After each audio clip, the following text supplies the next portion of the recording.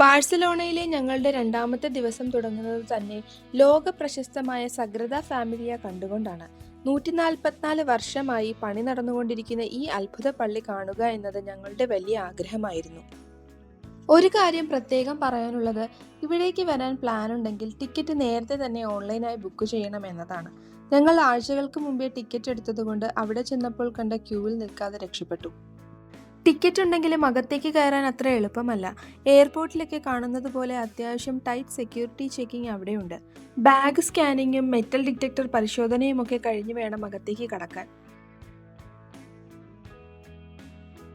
Security ചെക്കൊക്കെ കഴിഞ്ഞ് ഉള്ളിൽ കയറിയാൽ പിന്നെ നമ്മൾ വേറൊരു ലോകത്താണ്.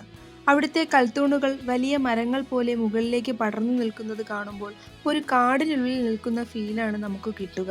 പ്രകൃതിയിലെ ഭംഗി എങ്ങനെ ഒരു കെട്ടിടത്തിൽ കൊണ്ടുവരാമെന്ന് ഗൗഡി ഇവിടെ കാണിച്ചു തരുന്നുണ്ട്. 1882 പണി തുടങ്ങിയ ഈ വിസ്മയത്തിന് ഇപ്പോൾ ഏകദേശം 144 വർഷത്തെ പഴക്കമുണ്ട്. നമ്മൾ കഴിഞ്ഞ എപ്പിസോഡിൽ പറഞ്ഞ ഇതിഹാസ ആർക്കിടെക്ട് ആന്റണി ഗൗഡിയുടെ മാസ്റ്റർ പീസ് ഡിസൈനിലാണിത് നിർമ്മിക്കുന്നത്. ഗൗഡിയുടെ ജീവിതത്തിലെ ഏറ്റവും വലിയ സ്വപ്നമായിരുന്നു ഈ ബസിലിക്ക. തൻ്റെ ആയുസിൻ്റെ ഏറിയ പങ്കും അദ്ദേഹം ഇതിനായി മാറ്റിവെച്ചു. പ്രകൃതിയിൽ നിന്നുള്ള രൂപങ്ങളെ അദ്ദേഹം കല്ലുകളിൽ കൊത്തിയെടുത്തു. ഇതിൻ്റെ പുറംഭാഗത്തെ ഓരോ ശില്പങ്ങളിലും ബൈബിളിലെ വിവിധ കഥകളെയും യേശുക്രിസ്തുവിൻ്റെ ജീവിതത്തെയും ആസ്പദമാക്കിയിട്ടുള്ളതാണ്. മറ്റൊരു പ്രത്യേകത അവിടുത്തെ സ്ഫടിക ജനലുകളാണ്. സൂര്യപ്രകാശം അടിക്കുമ്പോൾ ഈ ചില്ലുകളിലൂടെ പല നിറത്തിലുള്ള വെളിച്ചം പള്ളിക്കുള്ളിൽ നിറയുന്നു. നീലയും പച്ചയും ഓറഞ്ചും കലർന്ന ആ വെളിച്ചം അവിടെ ഒരു മാന്ത്രിക അന്തരീക്ഷം സൃഷ്ടിക്കുന്നു. എഞ്ചിനീയറിംഗ് വിസ്മയവും വിശ്വാസവും ഒത്തുചേരുന്ന ഒരിടമാണിത്.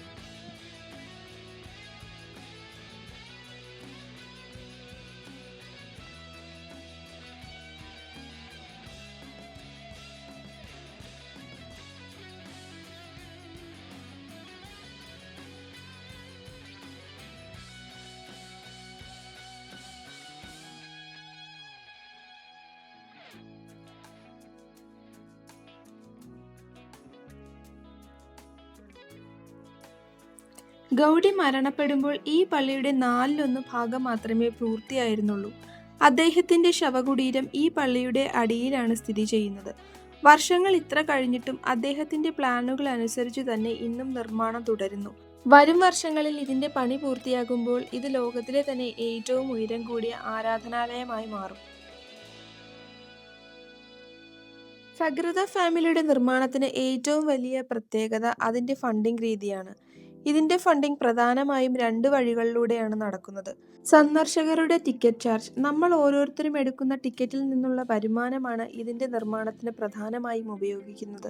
ലക്ഷക്കണക്കിന് ആളുകൾ ഓരോ വർഷവും വരുന്നത് കൊണ്ട് തന്നെ പണി വേഗത്തിൽ തീർക്കാൻ ഇത് സഹായിക്കുന്നു. പിന്നെയുള്ളത് സ്വകാര്യ സംഭാവനകളാണ്. പണ്ട് കാലം മുതൽക്കേ സാധാരണക്കാരായ ആളുകൾ നൽകുന്ന സംഭാവനകൾ കൊണ്ടാണ് ഇതിൻ്റെ പണി മുന്നോട്ട് പോയിരുന്നത്. ഇന്നും ലോകത്തിലെ പല ഭാഗങ്ങളിൽ നിന്നും ആളുകൾ ഇതിനായി പണം നൽകാറുണ്ട്.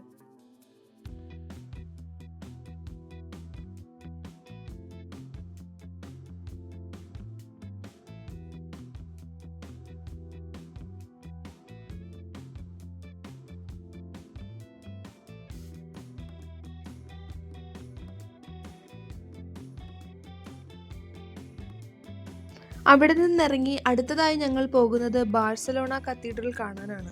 ഈ കത്തീഡ്രൽ സ്ഥിതി ചെയ്യുന്നത് ബാഴ്സലോണയിലെ ഏറ്റവും പഴയ ഭാഗമായ ഗോത്തിക് ക്വാർട്ടറിലാണ്. ബാഴ്സലോണ നഗരത്തെ ലോകത്തിലെ മറ്റ് നഗരങ്ങളിൽ നിന്നും വ്യത്യസ്തമാക്കുന്നത് അവിടുത്തെ അത്ഭുതകരമായ സിറ്റി പ്ലാനിംഗ് ആണ്. എൽ ഷാംപ്ല എന്നറിയപ്പെടുന്ന ഈ പ്രദേശം മുകളിൽ നിന്ന് നോക്കിയാൽ കൃത്യമായ 8 വശമുള്ള ഒക്ടഗണൽ കെട്ടിട ബ്ലോക്കുകളായിട്ടാണ് കാണപ്പെടുന്നത്. കെട്ടിടങ്ങളുടെ മൂലകൾ മുറിച്ചതുപോലെയുള്ള ഈ രീതി കവലകളിൽ കൂടുതൽ വെളിച്ചം ലഭിക്കാനും വായുസഞ്ചാരം സുഗമമാക്കാനും സഹായിക്കുന്നു.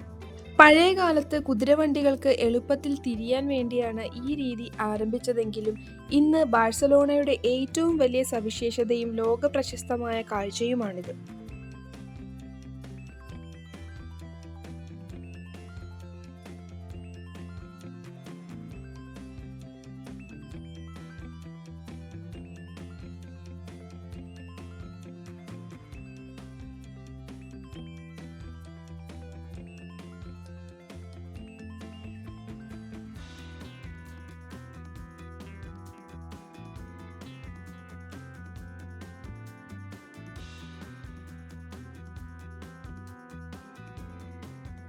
ഈ കാണുന്നതാണ് ബാർസലോണ കത്തീഡ്രൽ. സഗ്രദ ഫാമിലിയയുടെ ആധുനികതയിൽ നിന്ന് വ്യത്യസ്തമായി 13ാം നൂറ്റാണ്ടിലെ ഗോത്തിക് ആർക്കിടെക്ചറിന്റെ ഗാംഭീര്യമാണ് ഈ പള്ളിക്കുള്ളത്. ഇതിന്റെ കൂർത്ത ഗോപുരങ്ങളും കല്ലിൽ കൊത്തിയ രൂപങ്ങളും കാണാൻ നല്ല ഭംഗിയാണ്.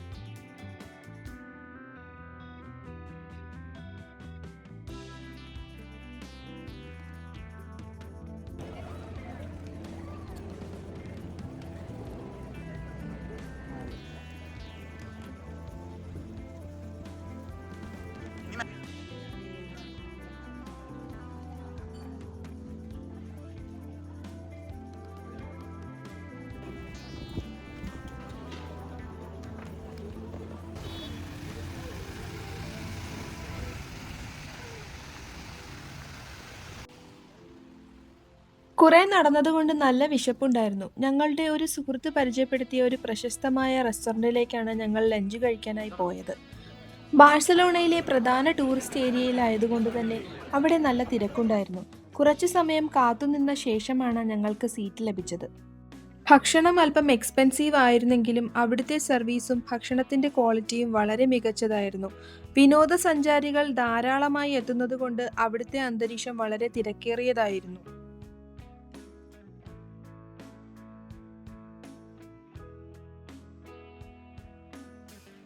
ഭക്ഷണം കഴിച്ച് പുറത്തേക്ക് ഇറങ്ങുമ്പോൾ ചെറുതായി മഴ പെയ്യാൻ തുടങ്ങിയിരുന്നു.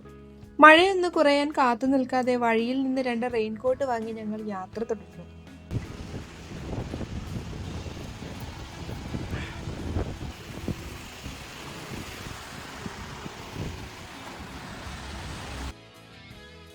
അങ്ങനെ ഞങ്ങൾ FC ബാഴ്സലോണ മ്യൂസിയം കാണാൻ എത്തിയിരിക്കുന്നു.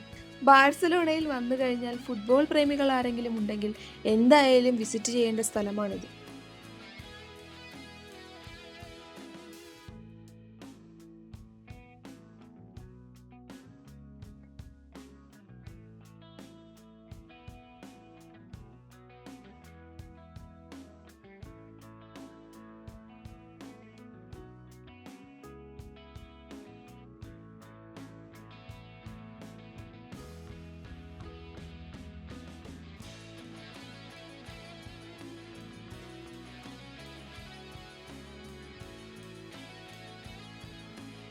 നിലവിൽ സ്റ്റേഡിയത്തിൽ വലിയ രീതിയിലുള്ള പണികൾ നടക്കുന്നതുകൊണ്ട് സ്റ്റേഡിയം ടൂർ ലഭ്യമായിരുന്നില്ല.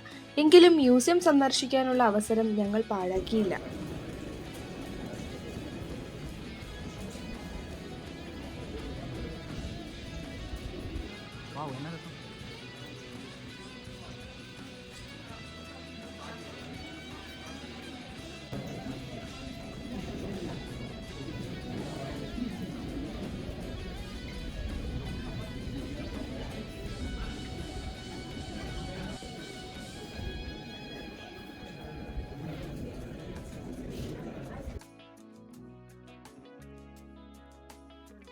മ്യൂസിയത്തിനുള്ളിൽ കയറിയപ്പോൾ തന്നെ ബാഴ്സലോണ ക്ലബിന്റെ വലിയ വിജയങ്ങളും ചിത്രങ്ങളും ട്രോഫികളുമാണ് ഞങ്ങൾ കണ്ടത്. മ്യൂസിയത്തിനുള്ളിൽ കയറിയാൽ മെസ്സി ആരാധകർക്ക് കണ്ണെടുക്കാൻ തോന്നില്ല. ലയണൽ മെസ്സിയുടെ 6 ഗോൾഡൻ ബൂട്ടുകളും 7 ഗോൾഡൻ ബോളുകളും അവിടെ നേരിട്ട് കാണാം.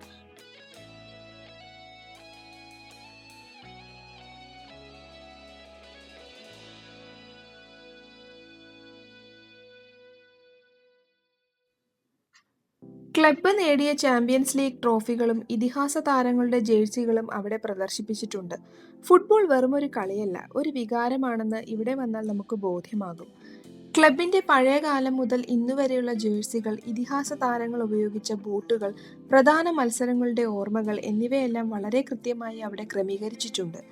ഓരോ ഫോട്ടോയ്ക്ക് പിന്നിലും ഓരോ കഥയുണ്ട്. ഫുട്ബോൾ ഒരു വികാരം കൂടിയാണെന്ന് ഈ മ്യൂസിയം നമുക്ക് കാണിച്ചു തരുന്നു.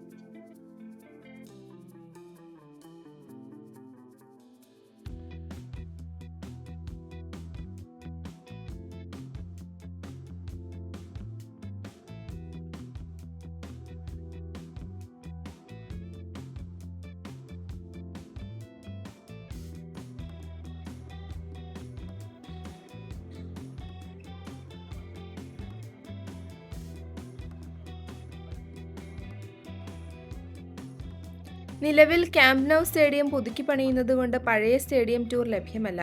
അതിനു പകരമായി ക്ലബ്ബ് ഒരുക്കിയിരിക്കുന്നതാണ് ബാഴ്സ ഇമ്മേഴ്സീവ് ടൂർ.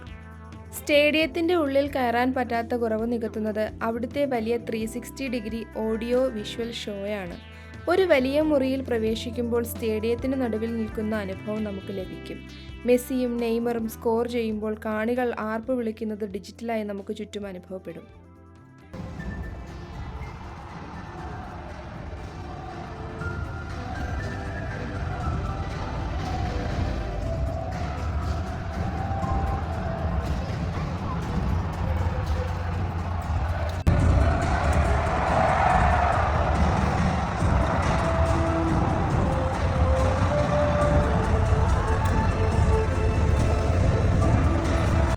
ബാഴ്സലോണയിലെ ഈ കാഴ്ചകളോടെ ഞങ്ങളുടെ സ്പെയിൻ പോർച്ചുഗൽ യാത്ര ഇവിടെ അവസാനിക്കുകയാണ്. ലിസ്ബണിൽ തുടങ്ങി ബാഴ്സലോണയിൽ അവസാനിക്കുന്ന ഈ യാത്രയിൽ ഒരുപാട് മനോഹരമായ കാഴ്ചകൾ നമ്മൾ കണ്ടു. ഓരോ നഗരത്തിനും ഓരോ സംസ്കാരവും ഓരോ കഥയുമാണ് പറയാനുള്ളത്. യാത്രകൾ എപ്പോഴും പുതിയ അറിവുകളാണ് നൽകുന്നത്. ആളുകളെ പരിചയപ്പെടാനും അവിടുത്തെ ഭക്ഷണങ്ങൾ രുചിക്കാനും പുതിയ കാഴ്ചകൾ കാണാനും സാധിച്ചത് വലിയൊരു അനുഭവമായിരുന്നു. ഫുട്ബോളും ആർക്കിടെക്ചറും ചരിത്രവും നിറഞ്ഞ ഈ രണ്ട് രാജ്യങ്ങളും എന്നും ഓർമ്മയിൽ നിൽക്കുന്ന ഒന്നായിരിക്കും. ഞങ്ങളുടെ ഈ വ്ലോഗ് ഇത്രയും നേരം കൂടെ നിന്നു കണ്ട നിങ്ങൾക്ക് എല്ലാവർക്കും ഹൃദയം നിറഞ്ഞ നന്ദി. ഇനി മറ്റൊരു പുതിയ യാത്രയിൽ പുതിയൊരു രാജ്യത്തെ കാഴ്ചകളുമായി നമുക്ക് വീണ്ടും കാണാം.